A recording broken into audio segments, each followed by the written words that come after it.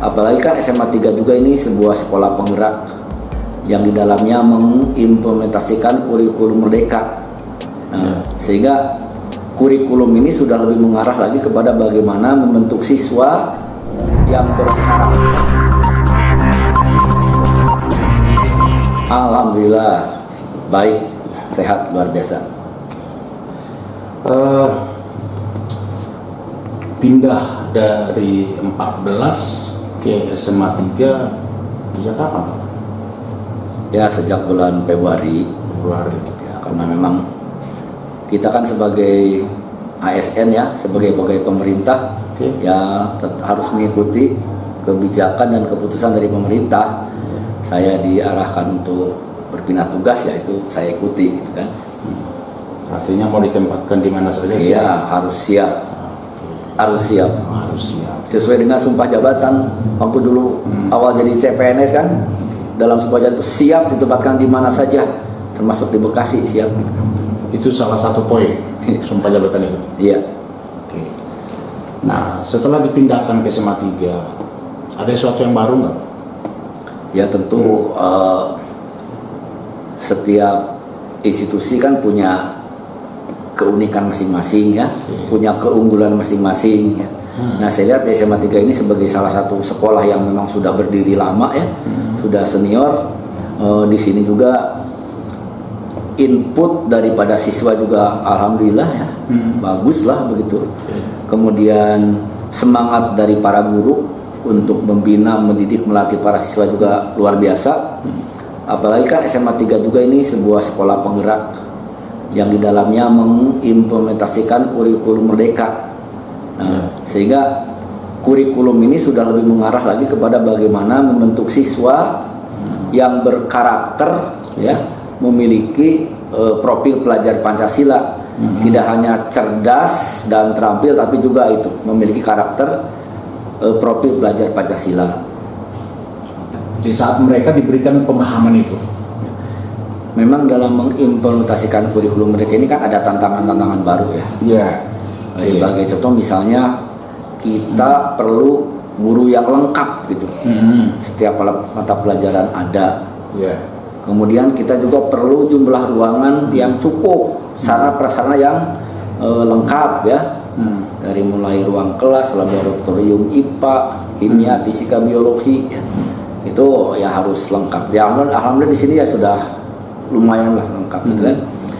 Nah, kemudian terkait dengan antusiasisme di dalam mengikuti kurikulum mereka ini, kelihatannya mereka lebih antusias. Karena di dalam kurikulum mereka kan ada kegiatan intrakurikuler, kemudian ada kegiatan proyek penguatan profil pelajar Pancasila. Nah, di dalam intrakurikuler ini kan itu apa namanya? Tatap muka itu hanya 75%. Sedangkan sisanya 25% adalah proyek penguatan profil pelajar Pancasila. Kegiatannya lebih banyak di luar kelas. Misalnya mereka bagaimana mempraktekkan demokrasi dengan cara mempraktekkan bagaimana cara pemilihan ketua OSIS misalnya, itu kan di luar ruangan. Atau misalnya mereka datang ke tempat yang di situ ada konsep kearifan lokal. Misalnya datang ke tempat yang di situ adalah ada ciri khas adat-adat Betawi, gitu. Nah, kemudian misalnya bagaimana mereka mengembangkan kreativitasnya. Misalnya bagaimana memanfaatkan barang-barang bekas ya, yang harusnya dibuang jadi sampah, dirubah menjadi barang-barang yang bernilai ekonomi. Contoh kecil lah, bisa ada kain-kain bekas tukang jahit, mereka buat di sini menjadi keset misalnya, hal-hal yang sederhananya gitu ya. Nah, sehingga anak itu tidak jenuh berada di dalam kelas, karena ada 25% waktunya untuk di luar kelas, yaitu proyek penguatan profil pelajar Pancasila. Gitu.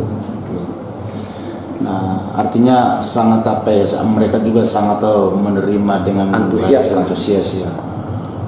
Jadi kalau siswa yang sekarang kan begitu pelajaran itu di luar kelas kan rata-rata mereka itu lebih mereka semangatnya lebih tambah kan gitu.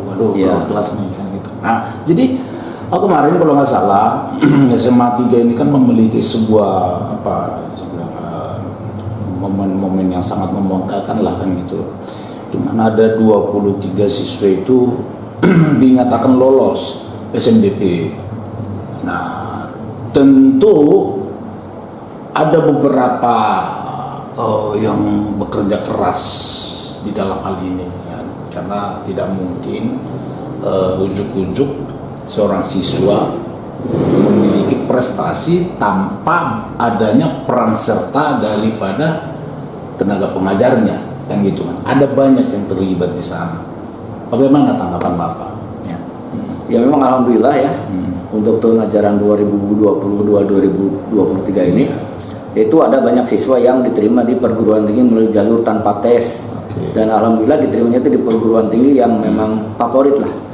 Ya ada yang di UI, ITB, kemudian UGM, Brawijaya, kemudian ada UNJ ya, dan lain-lainnya. Alhamdulillah. Nah kemudian tentu ini merupakan hasil upaya ya selama 3 tahun mereka belajar di SMA 3 ini. Dan ini dicapai pertama ya tentu berkat kerja keras, belajar keras dari para siswa itu sendiri. Kedua berkat dukungan dan support dari orang tua. Karena pendidikan ini kan bukan hanya tanggung jawab pemerintah memang ya, tapi juga tanggung jawab masyarakat dan orang tua.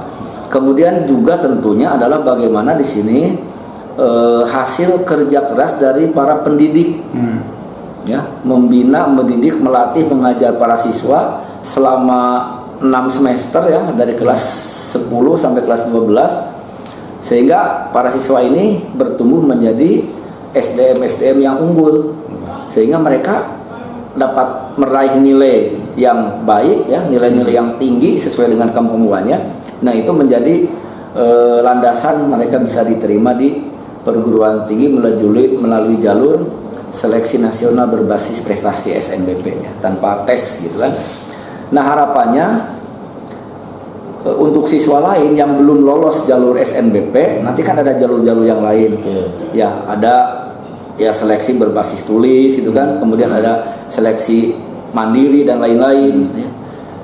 Karena memang dari tahun ke tahun kalau saya pantau ya, lulusan SMA 3 ini ya tidak hanya lewat jalur SNBP ya, gitu kan, lewat jalur tes tulis juga banyak yang lolos ya, diterima di berbagai perguruan tinggi negeri gitu. Ya. Orang yang berprestasi seperti ini kan itu tentu di samping guru, secara khusus Bapak nih, padahal baru ditempatkan bulan Februari gitu. Tetapi sudah menerima sebuah bisa dikatakan reward lah kan gitu. Jadi ikut berperan serta kan gitu. Ada kebanggaan tersendiri dong. Ya tentulah ada saya sebagai kepala sekolah merasa sangat bangga. Walaupun itu sebenarnya kan bukan kerja pribadi ya, itu adalah teamwork. Iya betul. Dari pendidik, tenaga kependidikan, komite sekolah, orang tua dan siswa itu sendiri ya. Nah dari beberapa stakeholder sekolah tadi berupaya keras. Nah hasilnya seperti itulah, bisa membanggakan kami di sekolah, tentu membanggakan orang tua dan membanggakan masyarakat. Jadi dengan adanya prestasi ini kan itu otomatis kan menjadi sebuah rangsangan kepada siswa yang lainnya kan gitu kan. Nah, ya. Jadi Bapak juga mungkin akan berharap lebih ya. Nah, sebuah target atau apa kan kita ngomong selalu bagaimana caranya supaya sampai ke sana, dan setiap tahun ada perbedaan kan gitu ya. Misalnya 23, kalau bisa lagi tahun depan kan lebih lagi dari 23 mungkin 30 atau bagaimana kan gitu, memberikan sebuah kebanggaan tersendiri lagi SMA 3. Nah, pesan-pesan yang Bapak sampaikan kepada mereka itu sebagai pegangan kepada. Jadi beberapa waktu yang lalu setelah tahu bahwa ada 23 siswa yang lolos SNBP ya. SNBP, Maka saya sampaikan beberapa kali kepada siswa yang lain pada satu upacara. Ke siswa kelas 10, kelas 11, bahwa kakak kelasnya itu bisa gitu seperti itu. Tahun depan berarti kan giliran adik kelasnya yang sekarang kelas 11 kan mendapatkan kesempatan itu. Dan itu hanya bisa diraih oleh siswa-siswa yang memang bekerja keras, belajar cerdas, yang mendapatkan nilai-nilai yang tertinggi gitu.